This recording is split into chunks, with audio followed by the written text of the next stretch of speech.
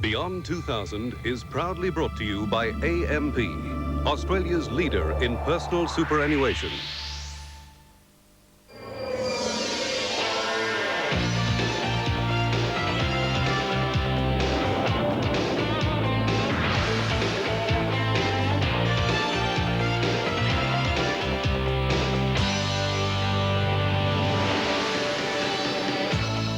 On this edition of Beyond 2000, we'll find out why the lungs of the world, the Amazon rainforest, may soon stop breathing.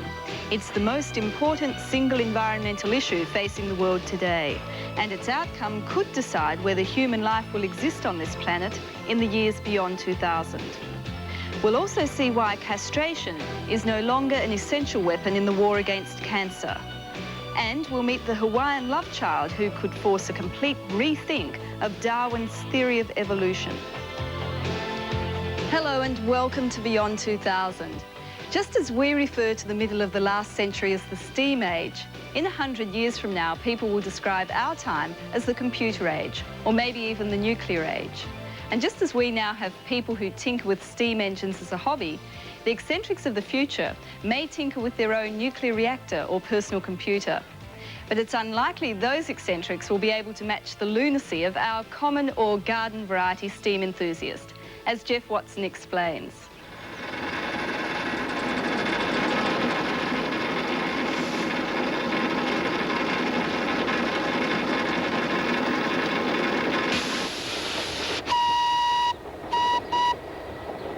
It's many years since steam trains ran along the suburban railway line at the end of John Osborn's garden.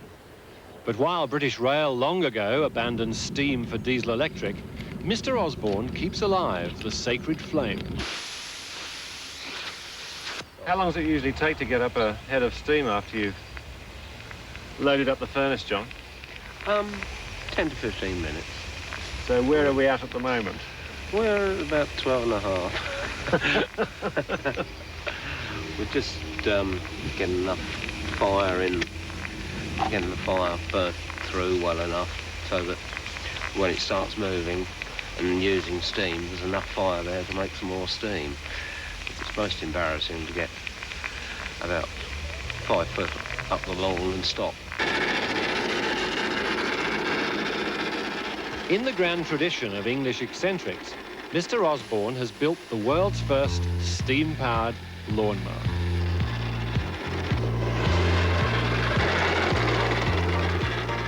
While the rest of the world mows the grass using petrol or electric motors, the power behind this machine is rooted in the 19th century. John took a year to build the tiny single-cylinder engine and the copper boiler, which he then mounted on a previously battery-powered mower which had broken down. The engine develops enough power to drive the roller, turn the blades, and pull itself and its designer along. It all began during a boozy evening down at the pub with fellow members of the Winchester and Orton Railway Carriage and Wagon Society. They said it couldn't be done. But John Osborn, who works as a quality control officer for Smith's Potato Crisps, proved them all wrong. Steam engine, in many ways, you could say it's the nearest thing to life that man's ever created. What do you mean by that? It has a life of its own. It has a spirit of its own. You think it's your servant, but it's your master. The engine will rule you. It will do what it wants to. It might do it your way, but it's still going to do what it wants to.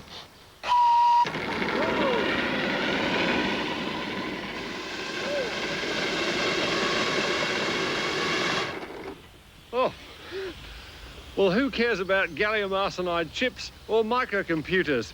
The spirit of James Watt is alive and well in Chessington.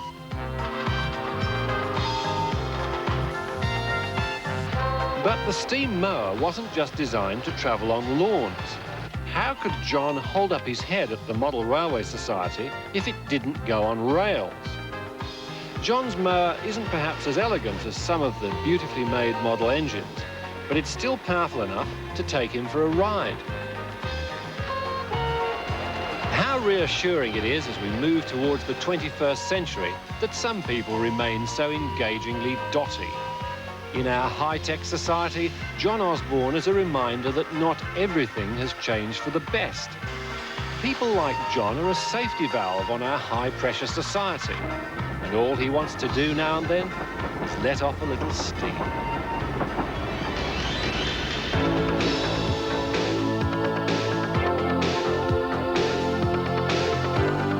The hothouse of Hong Kong and how to save its victims. That's after the break. Being a parking patrol officer is not the most pleasant job around. Not only do they work in all types of weather, but they also bear the brunt of anger and occasionally violence from illegally parked motorists. But here's something that might make their lives a bit easier. A handheld computer which produces on-the-spot parking tickets. Heaven help us. Similar devices are in use in shops and factories for stock-taking purposes, but you'll probably start seeing these on the streets quite soon. The officer keys in the vehicle registration number and selects other items to be included on the ticket, such as location, time and type of offence. The advantage of the system over handwritten tickets is that it's much faster. About 20% more tickets can be written daily, which is good for the government purse, but bad luck for us. At the end of the day, all data can be transferred almost instantaneously back to a larger computer at headquarters. The only consolation for motorists is if their car's been reported stolen. They often get dumped in no standing zones, and when the officer comes along to book it, the terminal will tell them that it's been stolen, which means you'll get your car back a lot sooner. What's this for? Oh, you're joking. You just can't win, can you?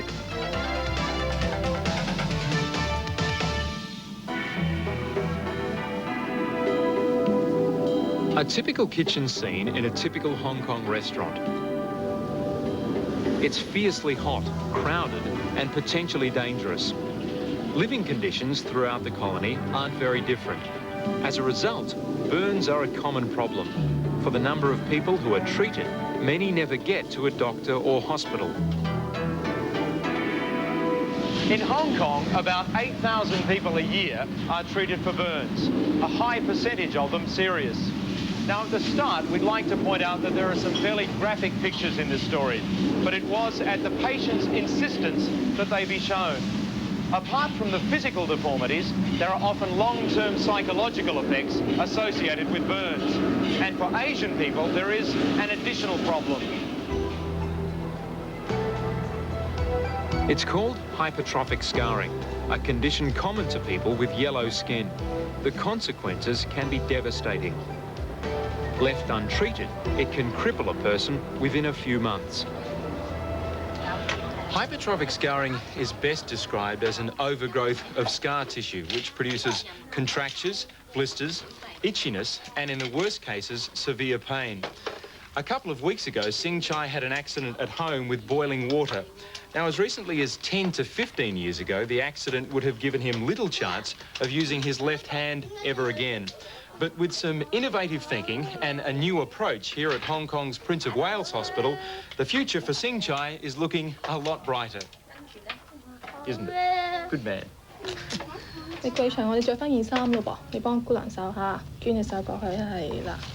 About 20 years ago, the use of compression methods for the treatment of these scars was first advocated. Pressure on the wound is far more effective than surgery or radiotherapy, which can have serious complications. Choi is being fitted with the latest body garment and a special insert for his chest burns. The time factor is also critical. Kin was 3 when he received shocking burns to his legs. Without immediate and continuing treatment with pressure garments, he would never have walked. Well, he could probably remain crippled because you can imagine from the appearance of the toes and ankle now, with a foot like that, contracted, he could hardly walk. Kin became a virtual test patient for the new treatment. 12 years after the accident, his progress is still a matter of self-discipline and hard work, helped by the staff and the pressure garments. Right. Okay. Okay. Thanks, Alice. Well, it certainly feels strange, and having seen myself in the mirror before, I know it looks even sillier. Motor racing drivers wear similar headgear to this to protect themselves in the event of a fire. But if I was a facial burns victim, this mask would be essential in my rehabilitation. Phew. The pressure on the affected area helps realign the damaged collagen fibres in the skin. It also assists in reducing the blood flow and fluid in the scar tissue. Over a period of time, the pressure must be carefully monitored to prevent further damaging the skin, especially with young children.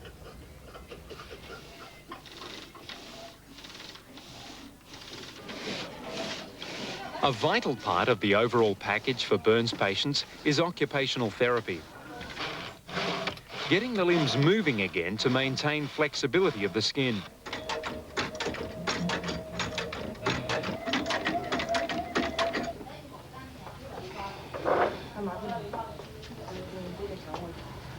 This is as much a psychological battle as it is physical. 呢隻咧，呢隻咧，呢隻咧，你望住先啊，靜仔，呢隻啊，呢度。哎呀， Little Singchai is determined that nothing will stop him from regaining the use of his hand within a month or so. He spends an hour every day with a dynamic splint, stretching and exercising the skin and muscles. His face gets a workout too.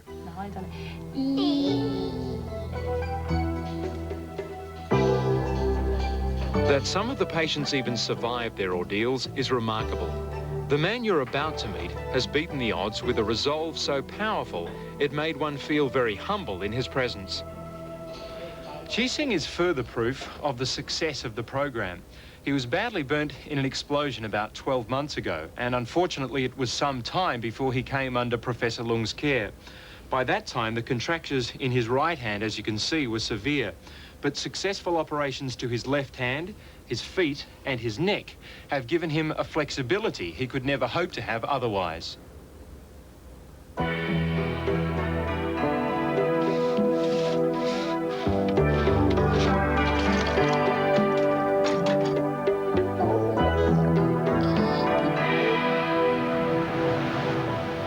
In future, it won't only be the people of Hong Kong who'll receive the benefits from this work. Hospitals in Australia, the US, and even China are looking closely at the possibility of manufacturing their own quality, low-cost garments.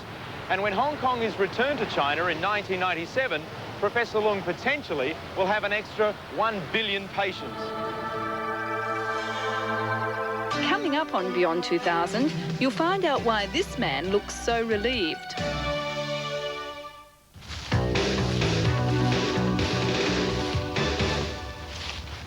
This park in Pittsburgh, Pennsylvania, looks like any other city park, but in some ways, it's a minefield.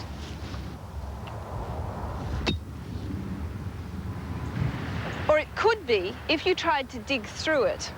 Right across the country, but especially in towns and cities, the ground is crisscrossed with gas and power lines.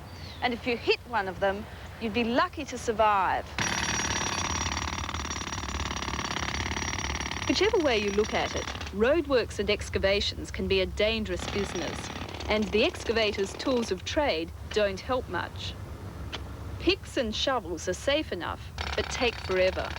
Jackhammers or anything larger are noisy, deadly near buried pipes and cables, and unforgiving if toes get in the way.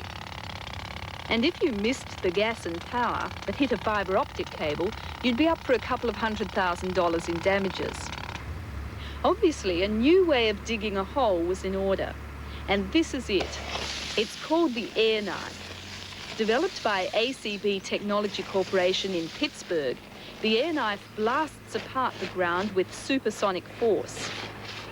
But what makes the air knife so different from a mechanical excavator is not what it blows apart, but what it leaves intact. The supersonic airstream rips through sand, clay, mud, and even compacted earth, but has no effect on water pipes, electric cables, or gas lines. Even grass and fine tree roots are left intact. To get through this grass, the operator has to use the barrel of the air knife to break it before lifting it out of the way. It's hard to believe something so powerful could be so selective, but the secret is that only porous materials allow the high-speed compressed air to penetrate. At a depth of a few inches, the air meets too much resistance to go any further and comes to a halt. The compressed air molecules then expand, breaking apart the particles of Earth. With its companion, the air vacuum, it's the newest and easiest way of digging a hole in a tight spot. Not only does it pass harmlessly over power cables and gas lines, but if you accidentally run it over your foot, thanks Tony, you won't lose your toes. And what's more, they tell me I can trust my wristwatch to it. I hope they're right.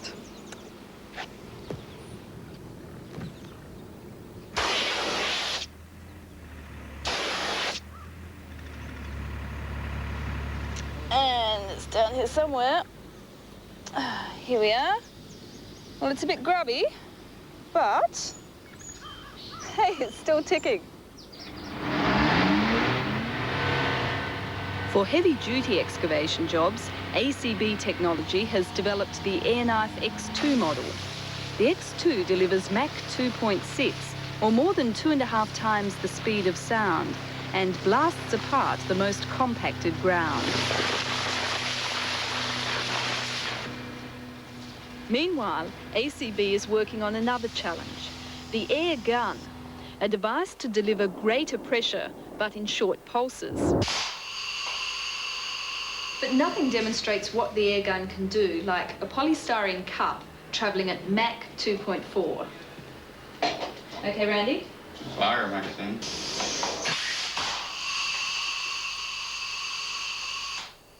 And if that didn't impress you, maybe the supersonic koala will. The first koala to break the sound barrier.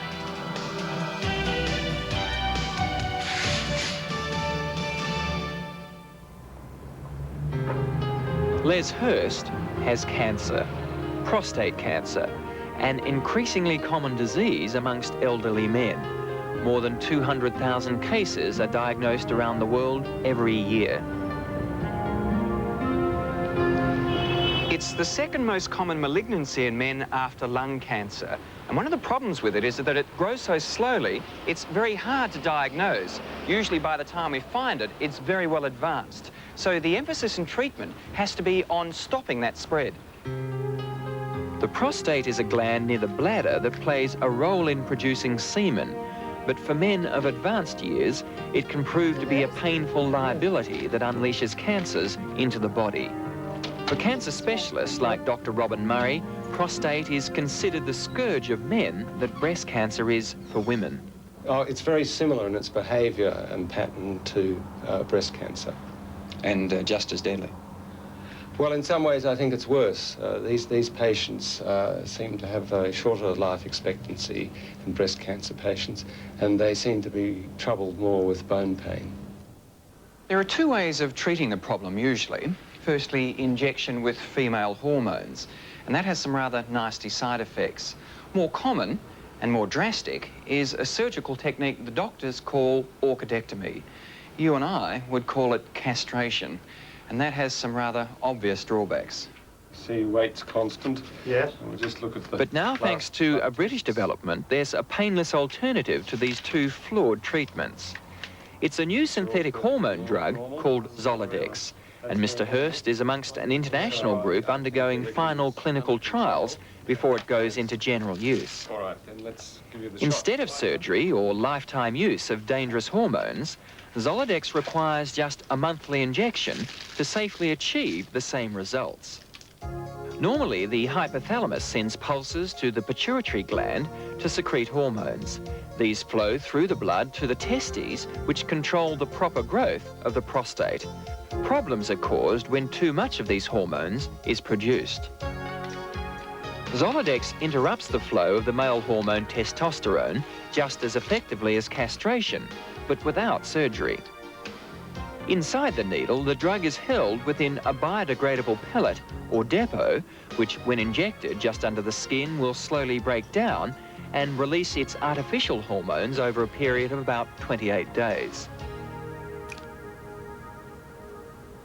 Thanks, Doctor. Very quickly, the spreading cancer is brought under control.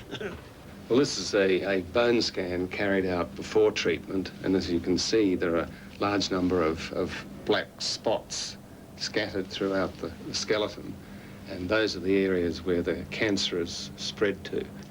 And we've got subsequent bone scans 3 months after starting treatment and 6 months after starting treatment, and you can see many of the spots have disappeared, and there are only 1 or 2 left. They've actually regressed. They've actually regressed, so that the bulk of cancer has decreased. There's still some there, but much of it has gone. And it's not just the doctors who are happy. Well, I'm certain that I doubt very much whether I would have been here had I not taken this treatment. Still to come, the Hawaiian love affair that may rewrite the textbooks. But after the break, human environmental destruction at its worst.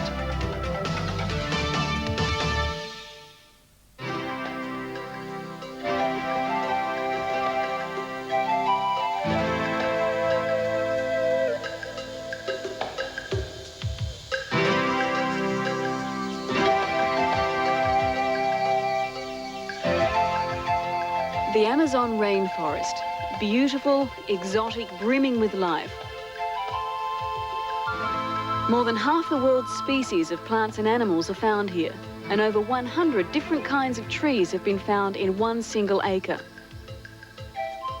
It existed relatively undisturbed for millennia, but recent decades have changed all that. Roughly 120,000 square miles, or 49,000 hectares, of the Amazon basin is destroyed each year. An area the size of a football field disappears every 10 seconds.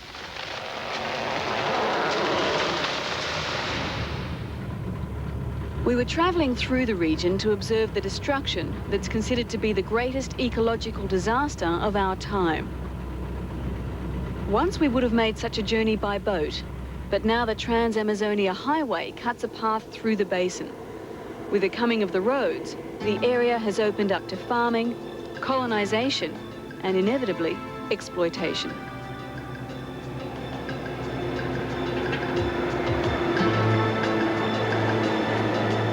In the last 20 years, 8 million hectares of lush tropical rainforest has become this.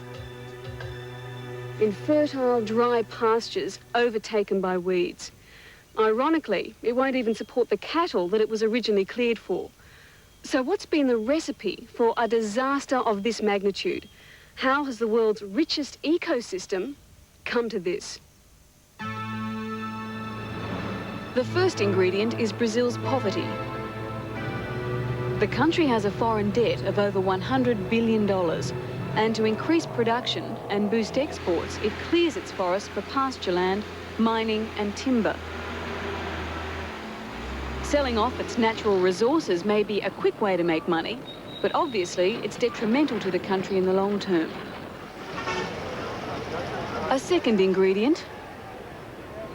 In an effort to reduce the swelling population in the cities, the Brazilian government lured thousands of settlers into the rainforest by offering financial incentives to clear the forest for cattle ranching. The new settlers discovered the quickest and easiest way to clear the trees is to slash and burn. The burning of thousands of kilometres of rainforest hurls nearly 1 billion tonnes of carbon dioxide into the atmosphere each year. In fact, 10% of global carbon dioxide emanations come from the Amazon, contributing significantly to the heating of the Earth through the greenhouse effect.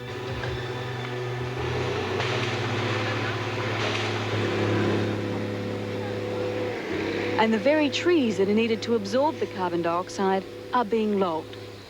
Logging can take place only in the dry season, so methods are rough, quick and careless.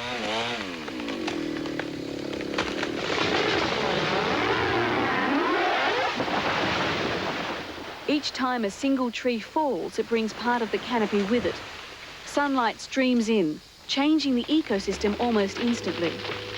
Surrounding trees are damaged in the fall, and the ground vegetation is disturbed as each felled tree is hauled to a clearing.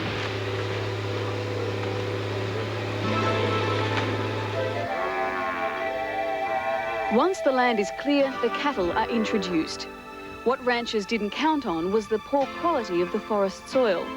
Once stripped of its vegetation, the earth here is dry and infertile and won't sustain a cattle ranch for more than 5 or 6 years. Pastures are eroded by rain and compacted by vehicles and the hooves of cattle. As one pasture degrades, the rancher moves his cattle on to the next, clearing more land to do so.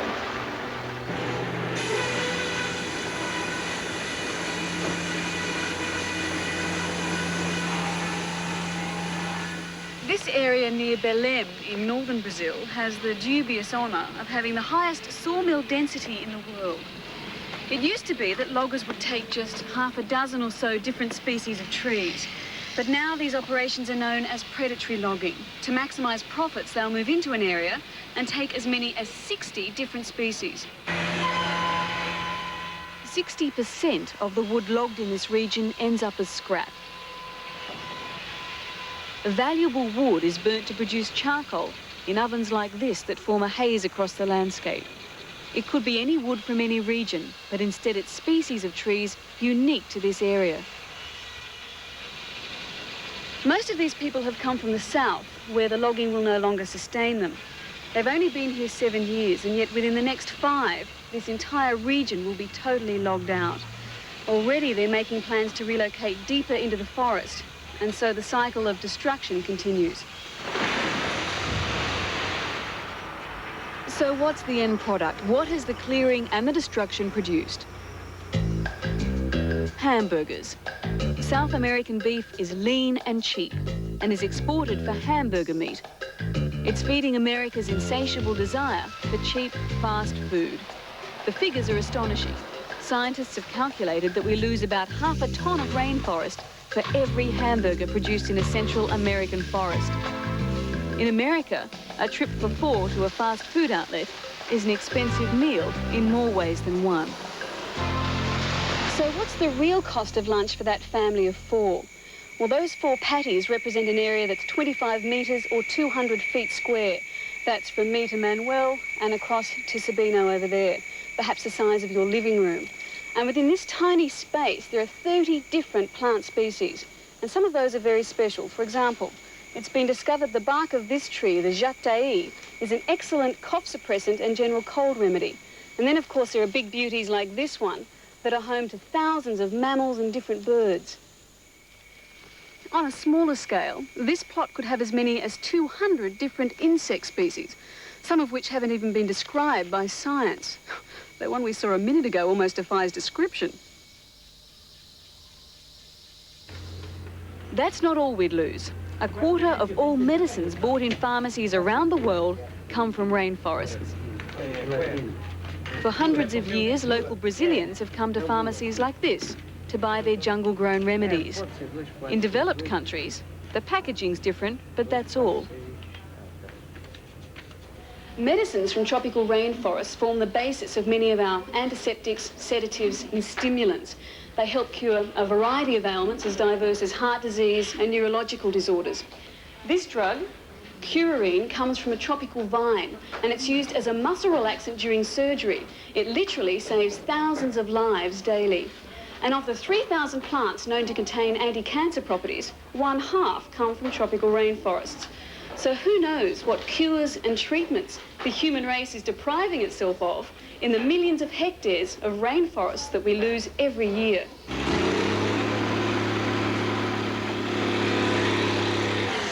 After the break, some good news as scientists strive to replant the forest.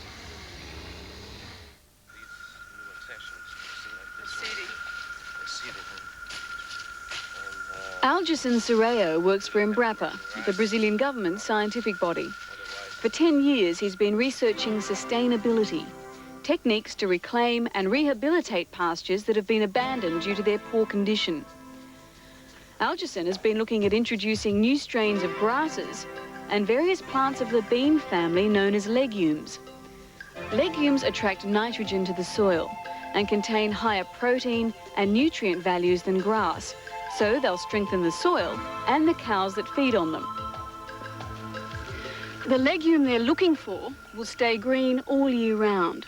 It will feed the cattle, but it won't overtake the pasture, and it will thrive in the low fertility soil found in this region. The legumes that fit that bill will be tested more extensively throughout the Amazon, and if they're successful, they'll be mixed with grasses, the aim being to create a pasture that's sustainable, and that will hopefully slow down the constant need to clear more forest. If all logging and burning were to miraculously stop today, it would take 500 years for the rainforest to regenerate. With positive human intervention, that figure could be halved. The disturbances that have occurred in this region are entirely new in the history of vegetation. Plants and animals aren't pre-adapted to recover, and the changes have been so rapid, it's unlikely they'll learn to adapt for a long time.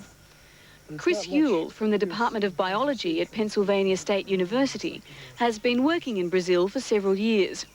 He's gone back to basics. He's researching something that used to happen so easily in the region, but now is virtually impossible: how to grow a tree. We find that trees are almost unable, or only with great difficulty, established in those areas. So really the question that we're trying to ask is, or trying to answer is, why is it that it's so difficult for trees to invade these old fields that are becoming so common throughout the region? It all starts with seeds and seed dispersal. Chris and the Brazilians who work with him study the habits of forest animals. They catch mice in traps and trap birds and bats with mist netting techniques. By examining the creatures, Chris learns what seeds they most commonly pick up. And seed trays in various locations allow him to study bird droppings to see where the seeds eventually come back to Earth. His concern is, are the few seeds that are being dispersed going to produce the right kinds of trees necessary to reforest the area? These are some of the seeds of the trees found in the Amazon jungle. As you can see, they vary in size and texture. These, for example, are light enough to be dispersed by wind, but unfortunately they're not very common. These smaller seeds are predominant, and they spread very well through bird droppings, but because of their size, they're easily carried off by predators, and they find it hard to take hold in pastures choked with weeds. This is the optimum seed. It's big enough to take care of itself. It's not easily eaten by predators, and it has enough energy to take root and germinate.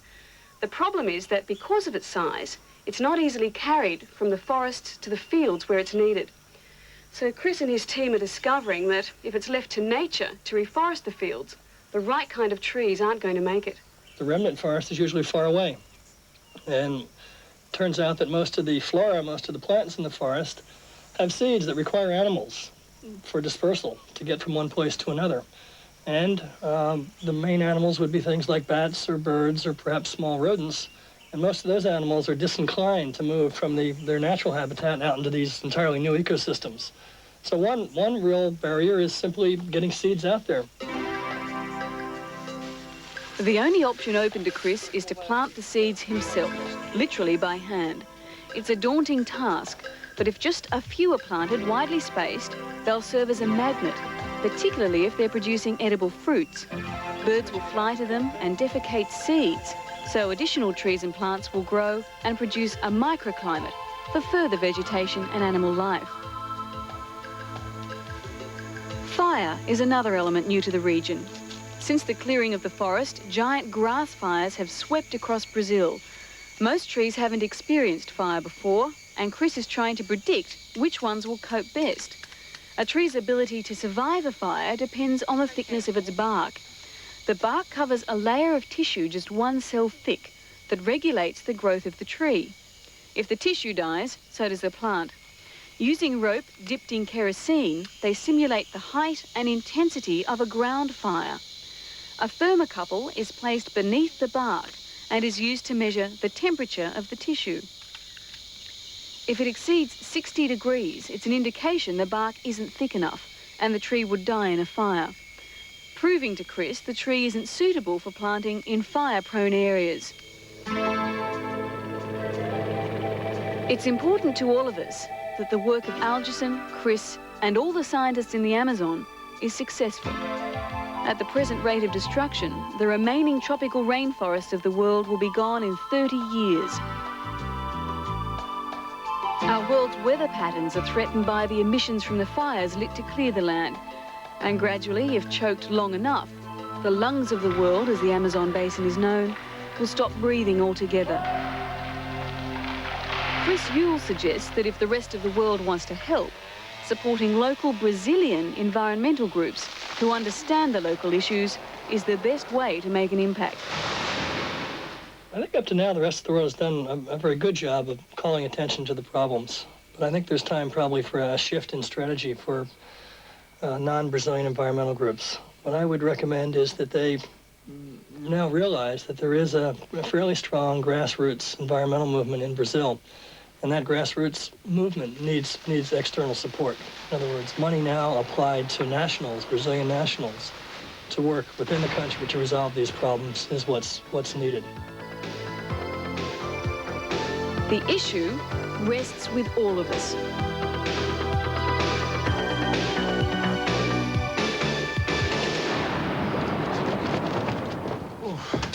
You know, the buzzwords for the late 1980s must be greenhouse effect and ozone holes. Global weather patterns are changing, and it appears that atmospheric pollution is to blame. Governments have begun recognizing the damage that chlorofluorocarbons, or CFCs, cause to the ozone layer. And they're doing it by phasing out their use in aerosol and refrigeration industries. But there's a new development, and hastening the demise of CFCs are ozone-safe fluorocarbons that are known as hydrofluorocarbons, or HFCs. The reason that HFCs are atmosphere-friendly, as it's called, is because they don't contain the chlorine-free radicals that damage ozone. They also have a shorter life than CFCs, and so they're broken down in the lower atmosphere before they can cause any damage in the stratosphere. In the short term, CFCs will continue to be used as propellants in medical sprays like this asthma inhaler, for example, which depend on the fact that CFCs are non-toxic to humans. Also in the refrigeration machinery that is over 10 years old. It's very difficult to change that. Newer machinery can be modified to use HFCs at a price. Now, Western countries plan to phase out CFCs by the year 2000 and to replace them with safe alternatives. But in the meantime, you and I can help the atmosphere by avoiding products that use CFCs as a propellant. It's very simple. Just check the label before you buy.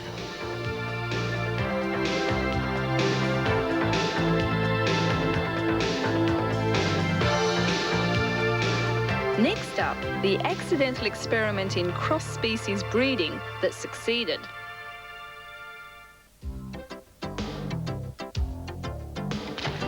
They certainly put on quite a show at Hawaii's Sea Life Park.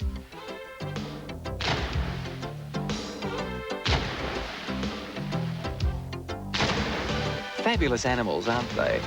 As you see these dolphins and whales move through water like jet fighters through air, it's easy to forget they're air-breathing mammals, just like us humans. Somewhere in the evolutionary chain, they chose the sea over land, and there they've prospered. There are 70 species of the whale or cetacean family, and they're one of evolution's great success stories. They range all over the oceans, from poles to tropics, and their diversity is quite amazing. To give you an idea, an adult blue whale is 20,000 times heavier than a newborn dolphin, yet they're both related. We don't know how they can dive to great depths yet never suffer from the bends, how they stay warm in freezing waters, even much about their reproductive cycles. The cetaceans seem to break all the evolutionary rules of order and pattern, but in Hawaii, we may have been given just a little glimpse of how this extraordinarily diverse family came to be. Well, there could be worse jobs than this, I suppose.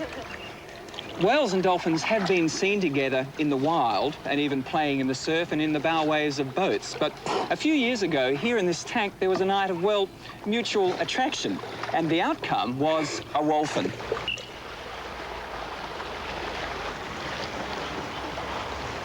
This is Kikaimalu. The name means peaceful seas, and she's the only known living example of a wolfen, a hybrid cross species between a father who was a false killer whale and an Atlantic bottlenose dolphin for a mother. Now 3.5 and at 250 kilos, still growing, Kikaimalu's development is being closely watched, for she may help us uncover some of the mysteries of the cetaceans.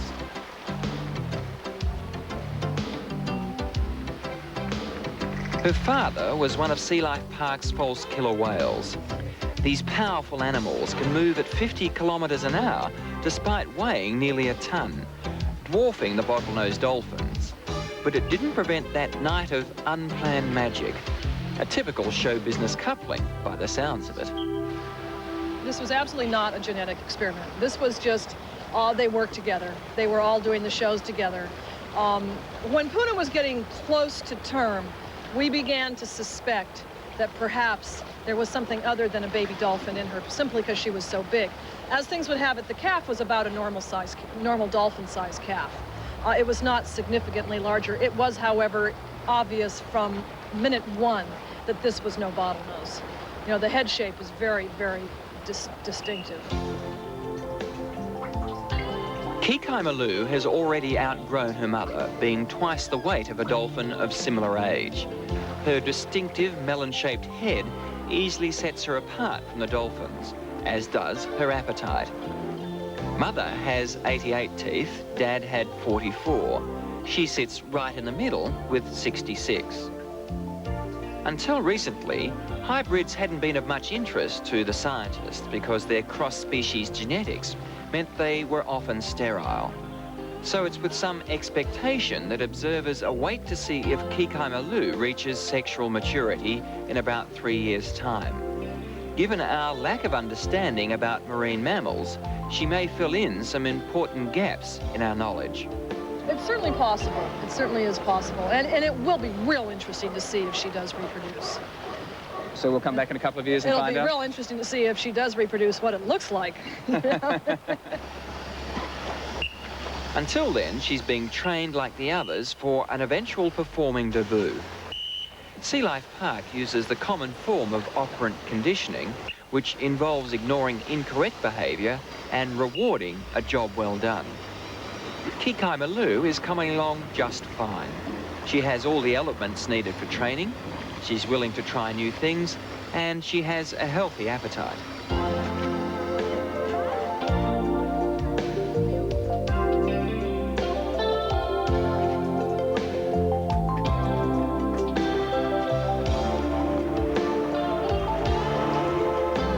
Well, I'm just cleaning the glass up here so they can get a better look at us. Apparently humans are the soap opera of choice for a wolfen, and Kikaimalu can watch us for hours through the glass, just like we can watch her perform in the tank, hopefully in a year or two when she's ready to join her more illustrious cousins.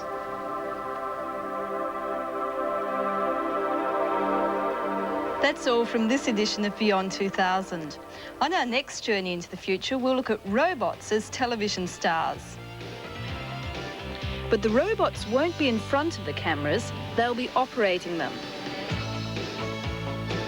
We'll look at a new British medical procedure that restores feeling to nerve-dead limbs. In Japan, we'll paint the town red, green and blue with this mechanised Monet. And we'll examine West Germany's attempts to provide the energy source of the next century. Will hydrogen one day provide cheap, safe and plentiful energy for the world? Find out on the next edition of Beyond 2000. I'll see you then.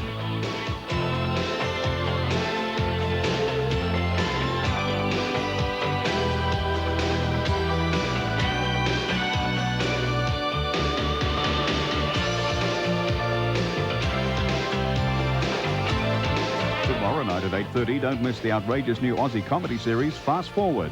Coming up right now is an hour of laughs in The Two Ronnies.